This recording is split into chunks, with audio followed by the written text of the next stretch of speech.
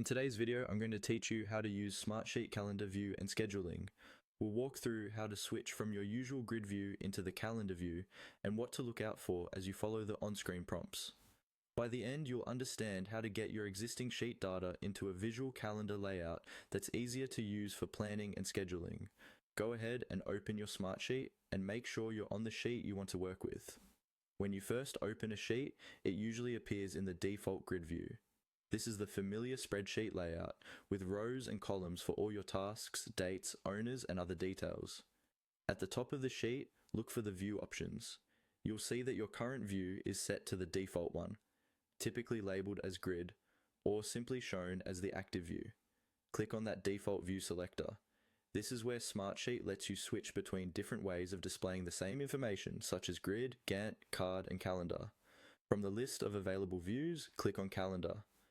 As soon as you do this, Smartsheet will transform your sheet from a row-based grid into a calendar layout, organized by days, weeks, or months.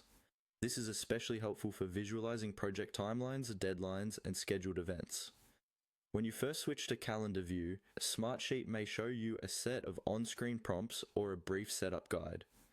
These prompts can include tips on which date columns will be used, or suggestions to check that your sheet has at least one date field.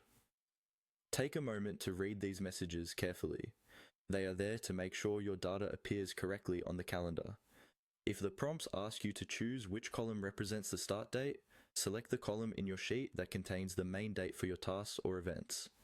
If there's an option for an end date, choose the column that indicates when a task finishes.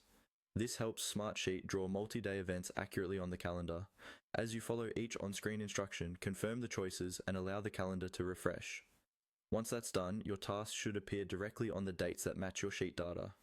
You can switch between month and week views to get the level of detail you need. That's all you need to start using Smartsheet's calendar view and scheduling, simply by changing the view and following the prompts that guide you